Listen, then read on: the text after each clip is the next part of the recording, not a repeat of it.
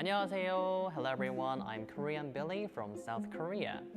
Bonjour, this is Genie from France. 𝗲𝗽𝗶𝗀𝗃, this is Mariel from Estonia. So welcome back to the next episode, and like we did before, we are also going to pick out 2 interesting comments and talk about the experience in the Seoul city and talk about the Korean language as well. So also you chose your comment right. There were so many comments, it was very hard to pick one, but we chose only 2.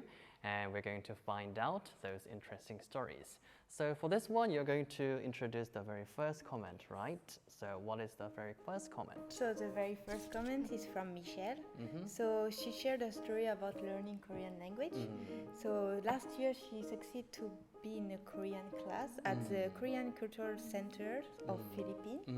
And she felt lucky because she succeeded to to attend this class.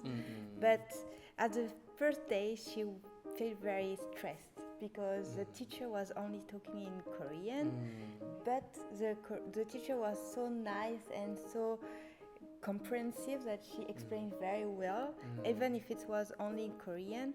And Michelle kept a lot of good memories of these classes, and she felt like it was such a good opportunity. She wants to try it again when she has free time. So it was her story about taking a Korean language class in the Philippines.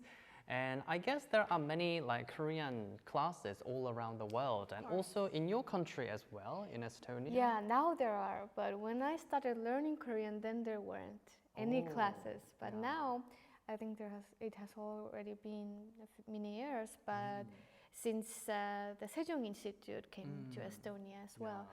And yeah, many people take classes at the Sejong Institute now. Oh, I think Sejong Institute is one of the most popular institutes for learning the Korean language, right? Yeah, and there are many Sejong Institutes all around the world. Yes. And can you see more and more people taking Korean classes? Oh yes, there are so many people now taking those classes. So I think you can learn until intermediate Korean. And there are Korean native teachers. Yeah, right? of course. All the teachers are from Korea. They are Koreans, so you can learn from the natives. Yeah. That's great. What about back in France? Are there lots of classes? And did you take any Korean class when you were in France? Yes, I take some Korean class in university. So a long time ago, but at that time there are no major in Korean. But now you can study Korean at university as a major, especially in big cities, of course. Yeah. But in smaller cities, you even have some association with Korean teachers. They will teach you Korean as a local. Yeah. That's nice. Because we still don't have the Korean major in universities because there are not enough professors who major in this area in this major. So, but we do have also some classes we can take in university as well. Apparently, in your country as well, there are ways to learn the Korean language then from a native teacher then. Yeah, it has changed a lot in the previous years. I feel like now that K-pop and BTS has become worldwide famous, there are much more ways to learn Korean nowadays than it used to be. Yeah, and there are more and more people who are getting interested in learning the Korean language as well. So that's why there are more and more Korean cultural centers are popping up in different countries. And there are Korean classes as well, which is quite good as well. So coming to Korea is not the only option to learn the Korean language as well. And of course you can always learn by yourself. Yeah, that's what I did. Right, yeah, like you did, yeah. Or if you have a Korean friend, maybe she or he can help you learn Korean. Then back in your country, how did you teach yourself Korean? Just used the computer and on books. The internet. Books. And maybe also language exchange apps. Just any way that I could think of. I tried different ways, and of course, when I actually met a Korean person and got made a friend, then that also helped me a lot. Just practice my speaking skills. And also in Korea, you can take Korean classes in Korea as well, right? Of There are course, so many of course classes. Oh yeah, when I was also exchange student in Korea, I also took some Korean classes as well. I took, at university? yes, that was like for foreigners, but it was like Korean grammatics. So yeah, Basics, yeah. basic grammar. But we also had all the classes in Korean, which was, I think, very good because you could actually like really get into the language and get used to hearing it all the time. Right. You also took many Korean classes in Korea as well. Yes. And as Mariel, the class were only in Korean, so your brain will be used to Korean. Yeah, that's yeah. true. So in the beginning, it can be like kind of like confusing, and Yeah. so like Michelle also said, but I think it's better if the classes are in Korean. You will learn faster. Yeah, you will learn faster. It might be hard in the beginning, but it will get better. Yeah. Then would you also recommend taking Korean classes in your country as well? Yeah, if of course. Interested. Of course, Oh. if you are interested in a language, you Yeah. have to learn in your country or go in the country you like, but it's not easy for everyone. So start by learning in your country so you can have the basics, and when you come, you can at least live comfortably. It's easier. Yes. Yeah. Practice first and then come to Korea. And if there is this kind of facility where you can learn Korean, I really recommend you taking the classes there, because for me, I just didn't have that choice, you know. So if you have that choice, take Korean classes. So it's very good that there are now many Yeah. classes and many opportunities to try learning the Korean language. Because learning by yourself is good, but you can't do anything. You are not actually a teacher. You might like miss some things, and so you might misunderstood some things. So if there's a teacher who can like explain things to you, it's still better. It's you can. So like I think like teaching, like learning by yourself is good, but like if you also need any help, you can also definitely try like going to a Korean language class and try learning with other students and with Korean native teachers. I would recommend that as well. Okay, and let's move on to the next comment, and you chose the next one, right? So the next one is by Oktiviani from Indonesia, and she shared about her memorable experiences in Seoul. And the first thing she mentioned was public transportation, which she really liked in Korea, in Seoul, because it's very easy to go everywhere by taking buses or the subway, and it's convenient and safe. And also she was really amazed how Seoul successfully has maintained its culture and introduces it to other foreigners. For example, she went to Bukchon Hanok village, which she really liked, and she really enjoyed the Korean traditional architecture there. And especially she really loved the Hanok, the traditional houses. She went to several tea houses, which she really enjoyed. And she also found out that if you go to Korean palaces in Seoul, and if you wear a hanbok, the traditional clothes, you can actually get a free pass to the palace. So yeah, she really liked it and felt like a princess in the historical Korean dramas.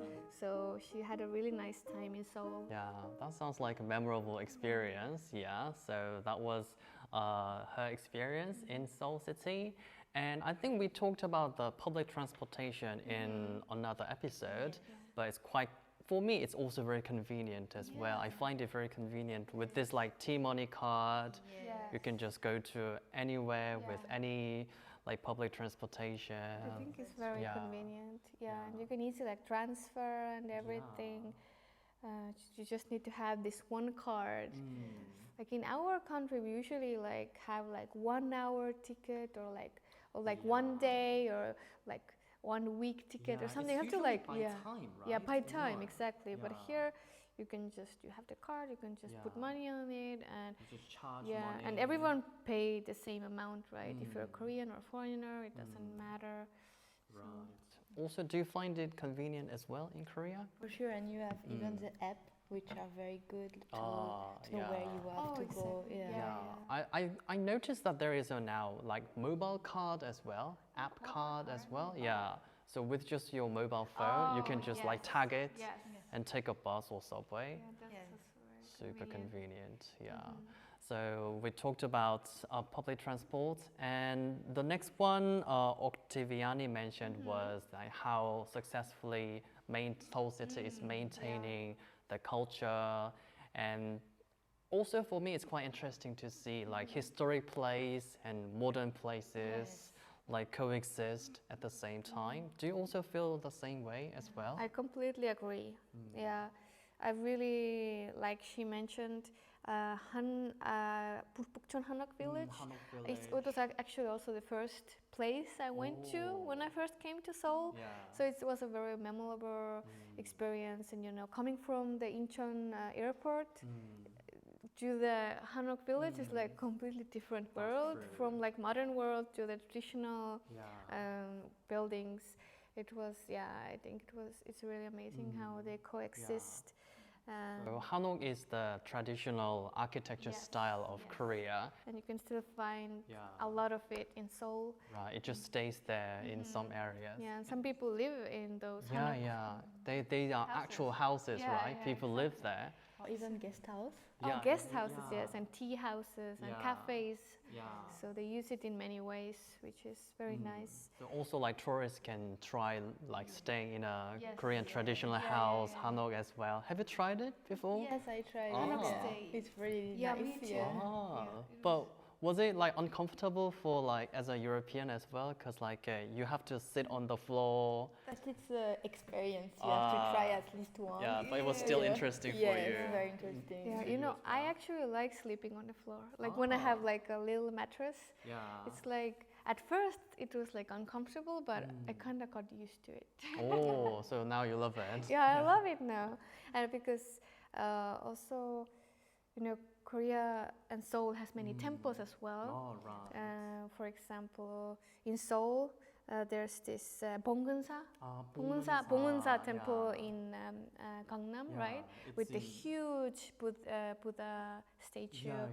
And also, as foreigners can do temple stay there. Right. Yes, and I've also done some temple stay a few times actually.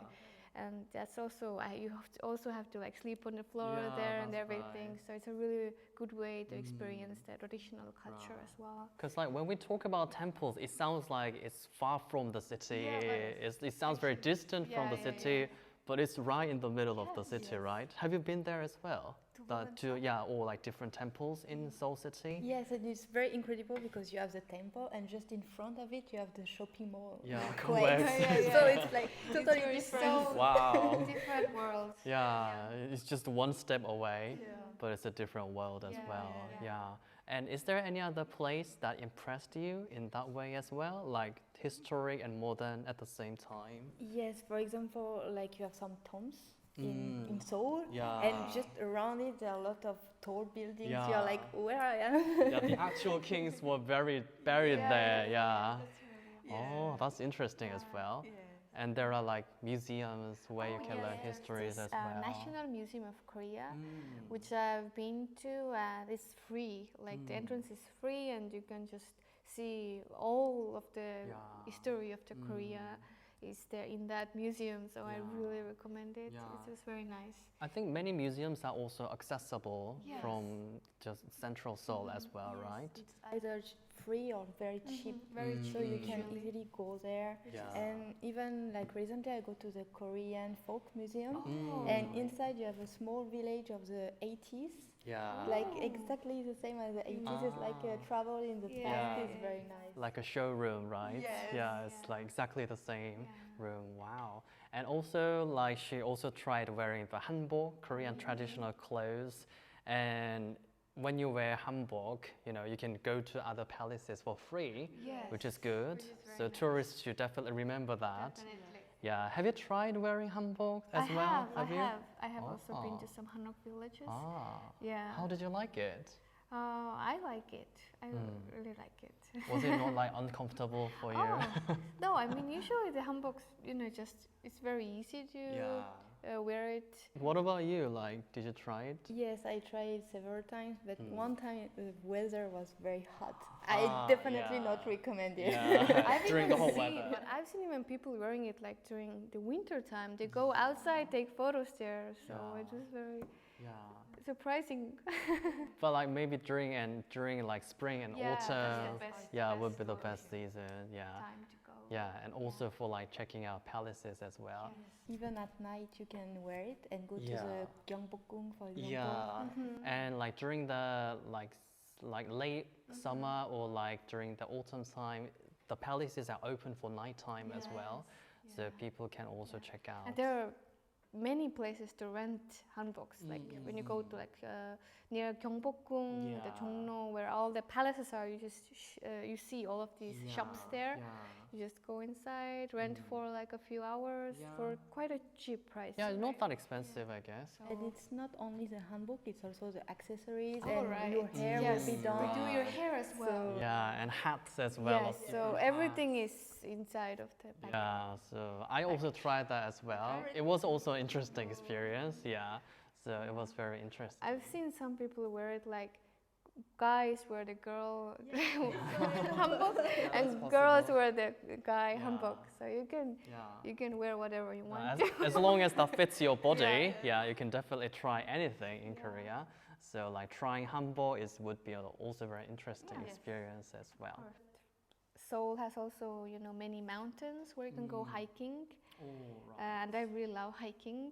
And it's also like a completely different world. You Right. go from the city into the nature. Yeah. It's just like in the city, but and there are so many places to go to. And on the mountains, usually there are temples as well.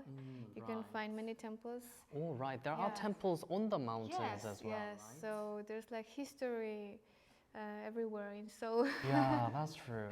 Do you also find it interesting to see many mountains in the Seoulcity as well? Yes, and it's very beautiful. I really love landscape. Because in Europe, it's usually just, you know, plain fields, right? Yeah, Estonia as well. I hadn't actually seen like an actual mountain before I came to Korea. Really? Yeah, because Korea has so many mountains. So people can easily just go hiking from central Seoul and enjoy the view as well as like temples and city views from the mountain as well. So that's a good thing as well. Okay, so today we've been talking about interesting stories from the viewers as well. Thank you very much for your comments. And this is the very last episode. So thank you very much for watching this series, and thank you for joining me as well. Hope you enjoyed talking about Korean language as well. it was so much fun. Did you enjoy it? Pleasure, Yeah, thank you very much. So that's a wrap up for us, and it's time to say goodbye. And I hope you keep interested in the Seoulcity and the Korean language. So please don't stop loving the Seoulcity and the Korean language. Okay, so that's it from us. And wherever you are, take care and hope to see you guys next time. I'll see you guys in another video hopefully. And I'm gonna say goodbye to you guys. Thanks for watching. 안녕. Bye.